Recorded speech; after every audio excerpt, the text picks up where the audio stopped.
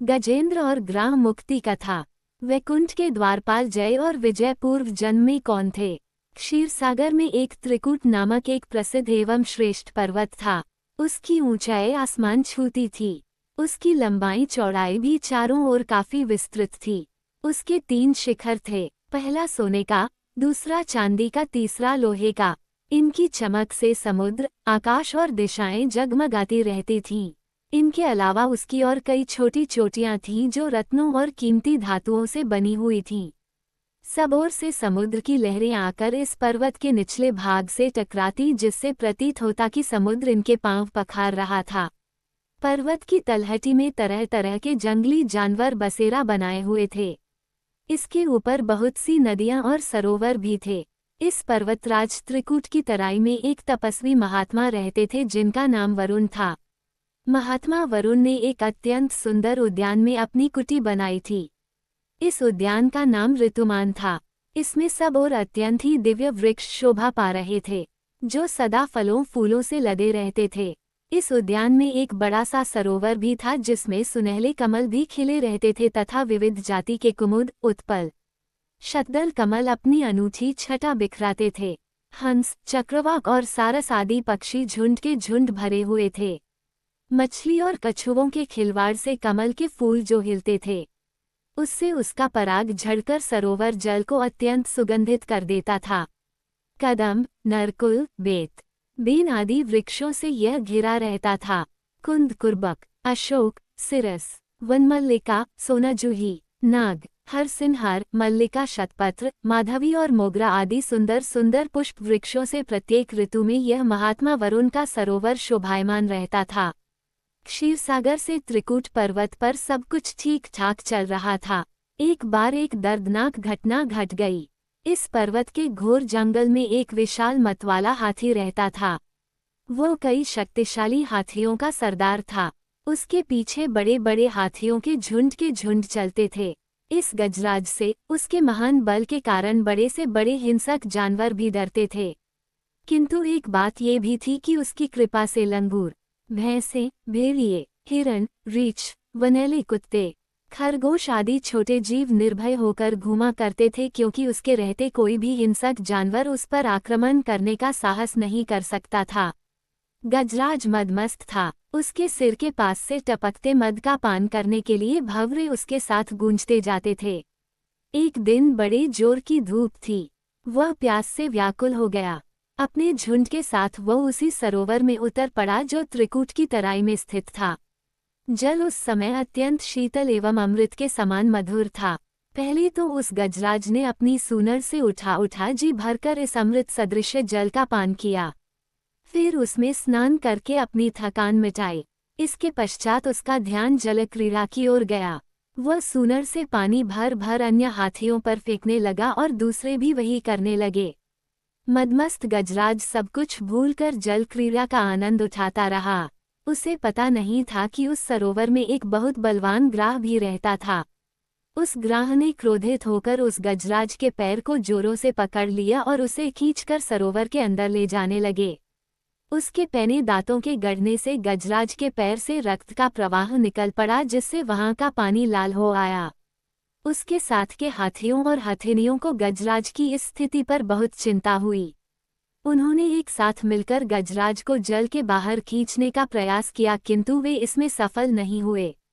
वे घबराकर जोर जोर से चिंघाड़ने लगे। इस पर दूर दूर से आकर हाथियों के कई झुंडों ने गजराज के झुंडों से मिलकर उसे बाहर खींचना चाहा, किंतु यह सम्मिलित प्रयास भी विफल रहा। सभी हाथी शांत होकर अलग हो गए।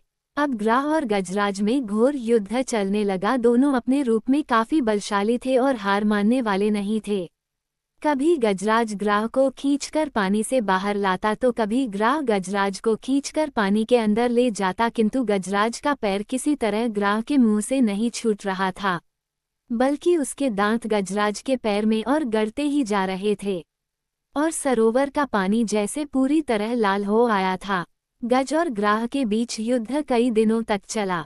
अंत में अधिक रक्त बह जाने के कारण गजराज शिथिल पड़ने लगा। उसे लगा कि अब वह ग्राह के हाथों परास्त हो जाएगा। उसको इस समय कोई उपाय नहीं सूझा और अपनी मृत्यु को समीप पाकर उसे भगवान नारायण की याद आई। पूर्व जन्म की निरंतर भगवद आराधना के फलस्वरूप उसे भगवत स्मृति हो आई। उसने निश्चय किया कि मैं कराल काल के भय से चराचर प्राणियों के शरण या सर्वसमर्थ प्रभु की शरण ग्रहण करता हूँ। इस निश्चय के साथ गजेंद्र मन को एकाग्र कर पूर्वजन्म में सीखे श्रेष्ठ स्त्रोत द्वारा गजेंद्र मोक्ष स्तुति करने लगा।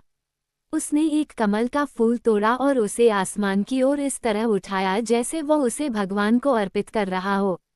अब तक वह ग्राह द्वारा खींचे जाने से सरोवर के मध्य गहरे जल में चला गया था और उसकी सूंड का मात्र वह भाग ही ऊपर बचा था जिसमें उसने लाल कमल पुष्प पकड़ रखा था। उसने अपनी शक्ति को पूरी तरह से भूलकर और अपने को पूरी तरह असहाय घोषित कर नारायण को पुकारा।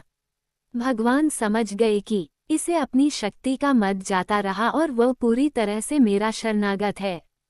जब नारायण ने देखा कि मेरे अतिरिक्त ये किसी को अपना पक्षक नहीं मानता तो नारायण के बैकवोट के उच्चारण के साथ ही वह गरुड़ पर सवार होकर चक्र धारण किए हुए सरोवर के किनारे पहुंच गए।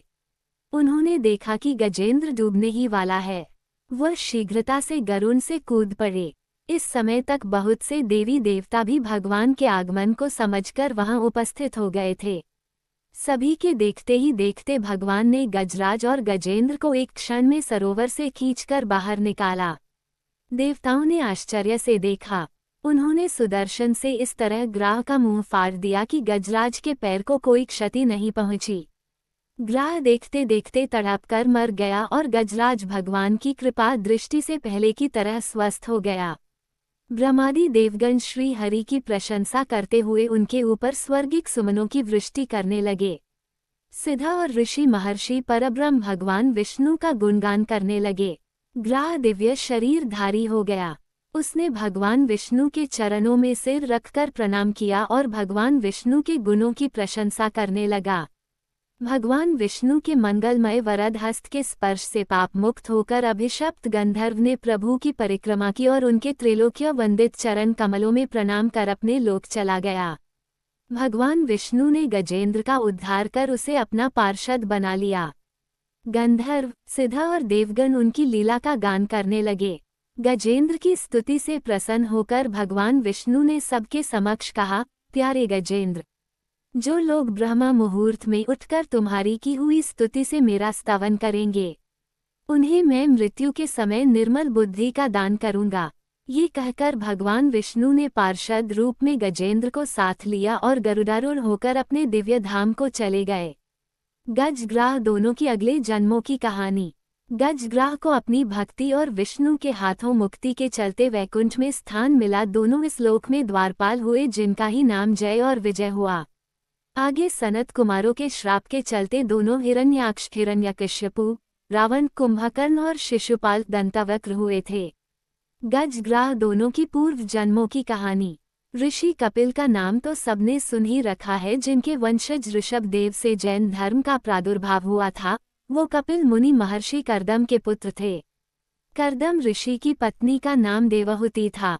उन्हीं के गर्भ से कपिल मुनि जन्मे थे, लेकिन उन्हीं देवहूति को कर्दम जी से पहले और भी संतानें थीं। उन्हीं कर्दम और देवहूति के कपिल मुनि से दो बड़े पुत्र और थे जो कि वेदज्ञ थे। एक बार एक राजा के यहाँ यज्ञ संपन्न कर आए दोनों को जब धन मिला तो उसके लिए विवाद हो गया था। तब दोनों ने एक दूसरे को ग्राह और गज होने का श्राप दे दिया। दोनों विष्णु भक्त थे और दोनों की बात सच भी हुई, लेकिन मौत से पहले उन्होंने तपस्या कर विष्णु जी को प्रसन्न कर लिया और वरदान में मुक्ति मांग ली, और इसीलिए अगले जन्म में उन्हें पूर्व जन्म का स्मरण था और दोनों ने भगवान विष्णु के हाथों मुक्ति पाई। जय श्री विष्णु हरि।